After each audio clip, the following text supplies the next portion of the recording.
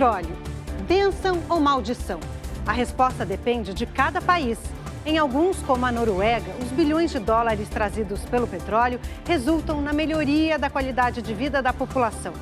Em outros países, como Venezuela, Nigéria e Angola, a corrupção e a má gestão desviam a riqueza do óleo, impedindo que ela chegue a seus habitantes que vivem mergulhados na miséria. Após inúmeros estudos, a Noruega decidiu transformar o Brasil em parceiro preferencial e vai trazer investimentos que vão gerar milhares de empregos. Em outra frente, a possível exploração do petróleo na margem equatorial do Brasil ainda depende de licenças ambientais e também vai gerar empregos e bilhões em royalties para estados como Amapá, Maranhão e Rio Grande do Norte. Esta edição do Matéria de Capa está só começando. Fique com a gente!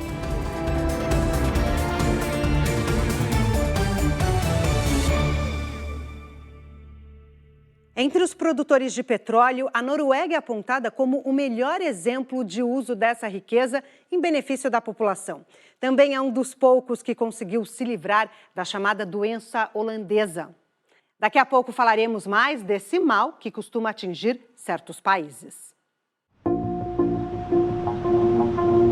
Sempre uma das primeiras colocadas no Índice de Desenvolvimento Humano da ONU, que mede o progresso dos países, a Noruega também é um exemplo de distribuição de riqueza entre os cidadãos. Cada criança, ao nascer, recebe uma poupança proveniente dos rendimentos do país com o petróleo. Essa reserva financeira vai acumulando até a vida adulta de cada pessoa. Mas esse é só um dos benefícios. Num país onde os serviços de saúde e a educação gratuitos são de primeiríssimo nível. A receita do sucesso da Noruega está na gestão eficiente dos recursos e nos índices inexistentes de corrupção. O país tem um fundo trilionário de investimentos, composto pelas rendas do petróleo, que é utilizado para investimentos em outras áreas, visando o desenvolvimento tecnológico e o crescimento econômico.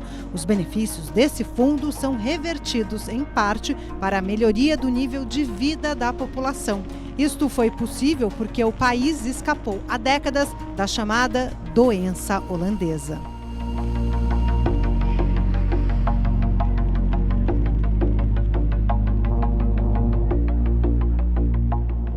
Apenas 2 projetos da empresa Equinor da Noruega no Brasil vão permitir a criação de 100 mil empregos.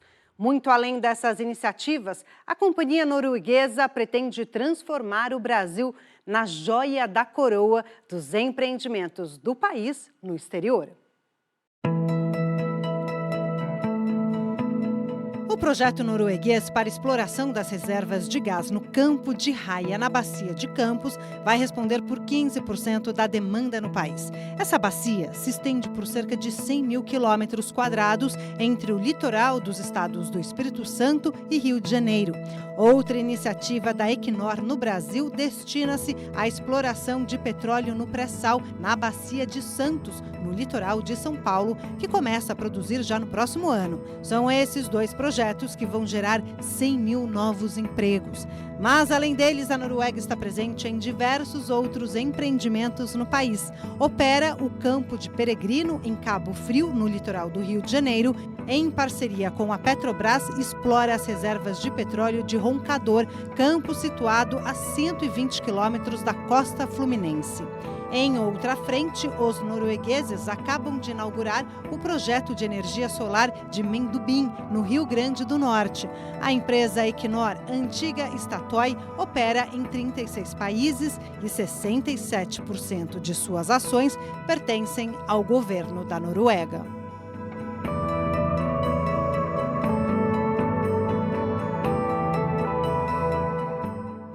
O termo doença holandesa foi criado pela revista Economist para definir o que aconteceu com a Holanda após a descoberta de grandes reservas de gás no país. Ao ser descoberto, em 1959, o campo de gás de Groningen, na Holanda, era um dos maiores do mundo. Logo surgiu o primeiro sintoma da doença. A economia do país começou a girar em torno dos rendimentos das exportações de gás. Em seguida, ocorreu o declínio dos demais setores, a indústria e a agricultura. E quando a exportação aumenta, a moeda local se valoriza. Isso provoca 2 outros sintomas da doença. Os produtos locais se tornam mais caros para o mercado externo e os importados ficam mais baratos, prejudicando as empresas nacionais. O resultado é um enfraquecimento da economia e o desemprego. A Holanda levou alguns anos para se livrar desse mal. Acabou conseguindo. Hoje, o país tem um dos melhores índices de desenvolvimento humano do mundo.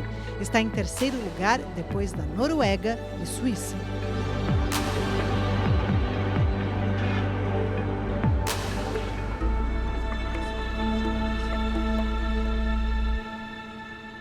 Agora vamos conhecer alguns países que não se curaram da doença holandesa. Eles faturaram bilhões de dólares com o petróleo, mas seus povos vivem na miséria por causa da corrupção.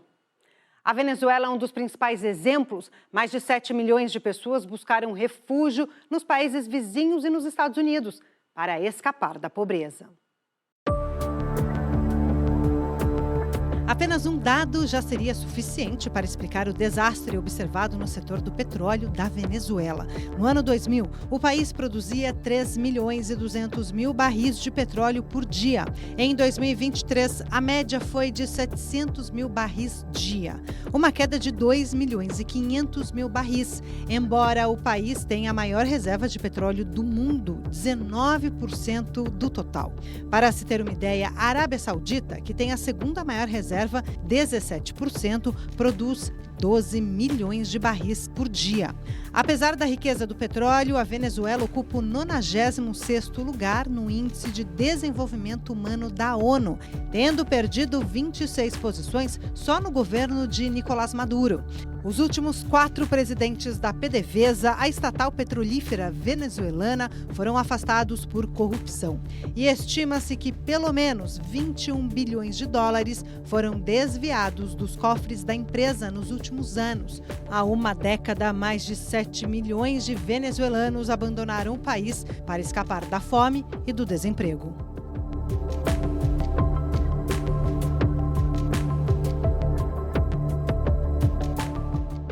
Macacos e cobras responsáveis pela corrupção?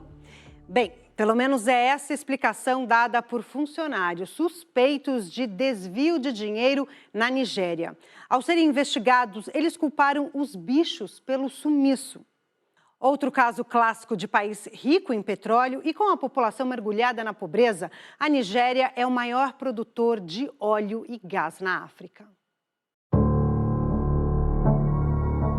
Após a descoberta das reservas de petróleo na década de 50, a Nigéria seguiu o roteiro clássico. A economia passou a girar em torno do óleo e o governo deixou de lado outros setores. Embora o país tenha uma grande variedade de recursos minerais mal explorados, que inclui o ouro, a bauxita, o nióbio, chumbo e o zinco. O país tem a segunda maior reserva de petróleo da África, depois da Líbia, que sofreu cortes na produção por conta de conflitos internos.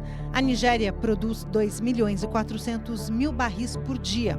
Dos quase 220 milhões de habitantes, mais de 60% vivem na linha de pobreza. E o país está na posição de número 163 no Índice de Desenvolvimento Humano da ONU, num total de 189 países. Estudos feitos por diversas organizações internacionais, incluindo a ONU, revelam que a corrupção se espalha por amplos setores do governo e do empresariado. E não é exagero dizer que chega ao nível do absurdo. Num caso recente de desvio de dinheiro entre funcionários públicos, os responsáveis culparam uma cobra pelo sumiço de 100 mil dólares, cerca de 500 mil reais. De acordo com essa versão, a cobra teria engolido dinheiro. Em outro caso, após o sumiço de 200 mil dólares, os funcionários alegaram que macacos invadiram uma sala onde estava o cofre e fugiram com o dinheiro.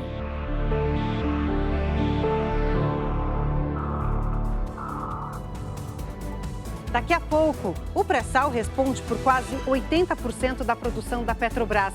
E ainda, a margem equatorial armazena bilhões de dólares em petróleo. Mas a exploração enfrenta barreiras ambientais.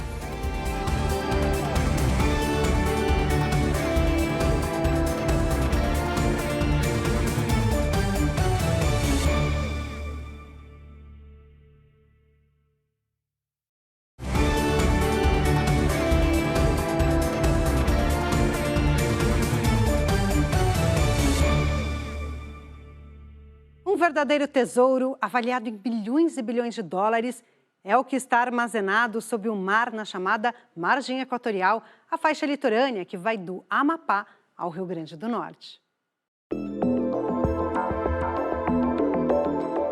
São 2.200 quilômetros que se estendem pelo litoral do Amapá, Pará, Maranhão, Ceará e Rio Grande do Norte. Estudo do Ministério das Minas e Energia indica um potencial de 5 bilhões e 600 milhões de barris. Isso significa cerca de 1/3 das reservas da Venezuela e Arábia Saudita, os dois países que possuem as maiores áreas petrolíferas do mundo. Por enquanto, a exploração esbarra em problemas ambientais. A grande questão que fica para os moradores dos 5 estados que poderiam receber os royalties dessa exploração é a seguinte: se a população dos municípios litorâneos do Rio de Janeiro, Espírito Santo e São Paulo podem ser beneficiados por esses royalties, por que os demais também não podem?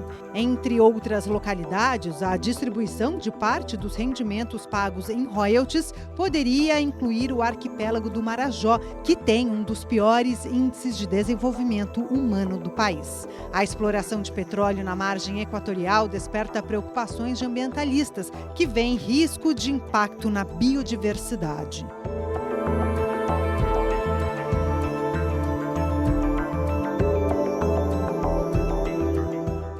A margem equatorial se tornou o centro das atenções de empresas petrolíferas após a descoberta de reservas de bilhões de barris na vizinha Guiana, que já vem explorando seu petróleo.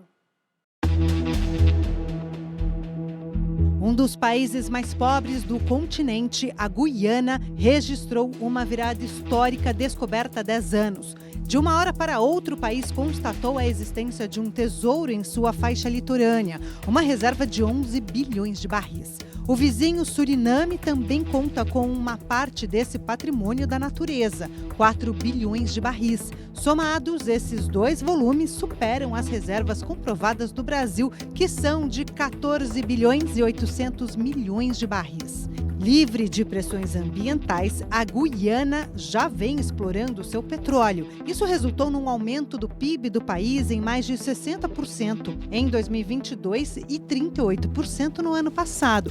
Com mais de 50% da população na linha da pobreza, o petróleo pode significar para a Guiana um passaporte para a prosperidade.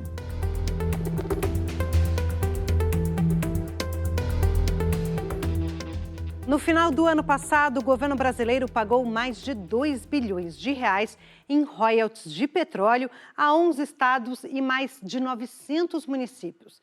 Embora essa arrecadação ajude a saúde financeira das cidades, onde o recurso é explorado, não garante o crescimento econômico delas. Compensação financeira paga pelas empresas que produzem petróleo e gás natural no país. Os royalties são recolhidos até o último dia do mês seguinte ao da produção. Em média, a União fica com quase 40% das receitas, os estados com quase 34% e os municípios com quase 27%.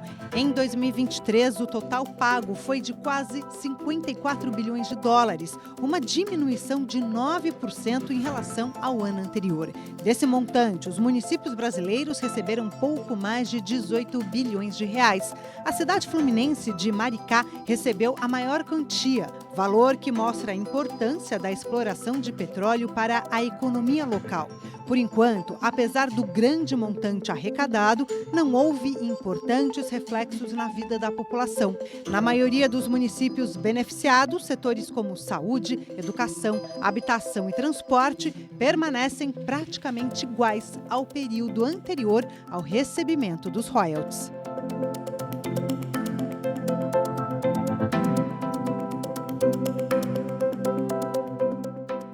A extração de petróleo no pré-sal do litoral brasileiro não parou de crescer desde que foi iniciada há mais de 15 anos. E hoje responde por quase 80% de toda a produção da Petrobras. Em setembro de 2008, teve início a primeira exploração de petróleo em águas profundas, o chamado pré-sal, no país. Era o campo de Jubarte, na Bacia de Campos, litoral sul do Espírito Santo. Hoje, o campo continua ativo e ainda responde por boa parte da produção diária do país. Mais de 15 anos atrás, retirar petróleo naquela profundidade era considerado uma tarefa praticamente impossível. Afinal, além dos 2.000 metros de profundidade da água, somam-se outros 5.000 no subsolo terrestre, incluindo a espessa camada de sal de difícil perfuração. Hoje, o pré-sal responde por 78% da produção da Petrobras e abrange 3 grandes bacias, do Espírito Santo, de Campos, no estado do Rio de Janeiro, e de Santos, no litoral de São Paulo. O campo de Tupi da Petrobras, na Bacia de Santos, é o principal produtor do país, com mais de 1 milhão de barris por dia. Nesse campo, a Petrobras opera em sociedade com a Shell e a Petrogal, uma companhia portuguesa.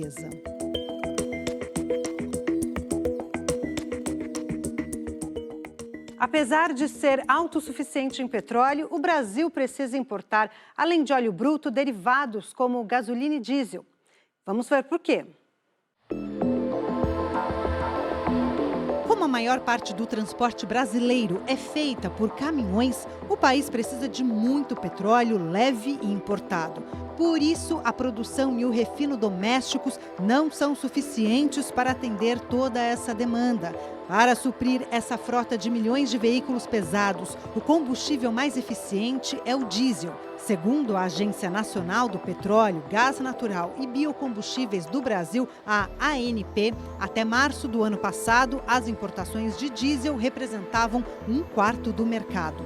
Já a nossa dependência na importação de gasolina e de gás liquefeito de petróleo, o GLP, é um pouco menor. Em 2022, o Brasil importou mais de 100.000 toneladas de diesel da Rússia, ao custo de 95 milhões de dólares. No ano passado, houve um salto de 6.000% na importação, chegando a mais de 6 milhões de toneladas, um negócio de 4 bilhões e meio de dólares. Com isso, a Rússia se tornou a principal fornecedora de diesel ao Brasil, representando mais da metade do total de importações, enquanto os Estados Unidos, que até então eram nossos maiores fornecedores, foram responsáveis por menos de 25%.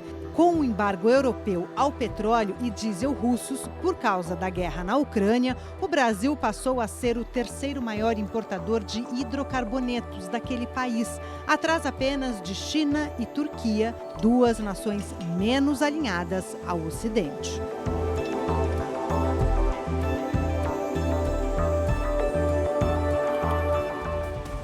Daqui a pouco, num mundo sem petróleo, no hemisfério norte, as pessoas ficariam congeladas e não teriam como preparar os alimentos. E ainda, um vilão nos tempos atuais. O petróleo já foi considerado uma bênção e o salvador das baleias.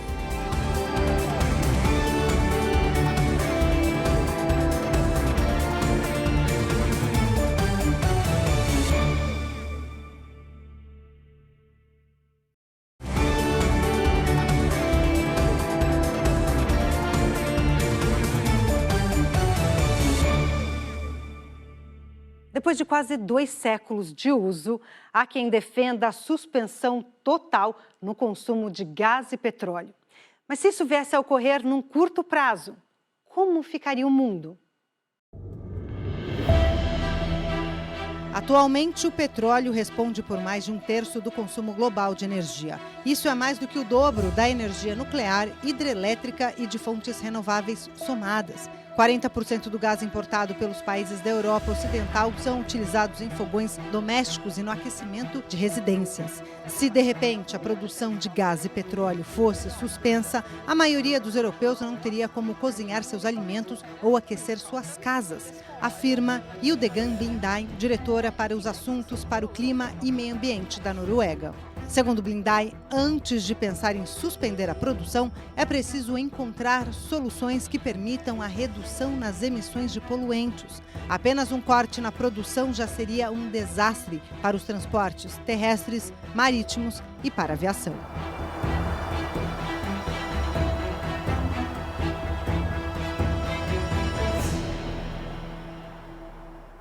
Hoje, o grande vilão do meio ambiente, o petróleo, era tido como uma bênção quando começou a ser explorado em 1850. Entre outros motivos, porque ajudou a salvar as baleias. Milhares de anos antes de Cristo, as baleias já eram caçadas para servir de alimento ou para uso de ossos e outras partes. Mas foi a partir do século XVI que elas passaram a ser capturadas de forma indiscriminada para a retirada do óleo. E a partir daí, durante séculos, as cidades da Europa e dos Estados Unidos eram iluminadas pelo óleo de baleia. A caça era tão violenta que diversas espécies chegaram à beira da extinção. Foi então que o petróleo começou a ser explorado, na metade do século XIX. A partir de 1850, o gás e os derivados de petróleo, como o querosene, passaram a ser usados para iluminação ou aquecimento. A descoberta do petróleo marcou o declínio da atividade de caça-baleia. Muito antes do óleo, elas forneciam carne, pele, órgãos internos e ossos. Nada se perdia. Atualmente, só 3 países ainda mantêm esse tipo de atividade: Japão, Noruega e Islândia. Eles alegam razões científicas, mas o fato é que a carne de baleia embalada é encontrada em grandes quantidades nos supermercados do Japão.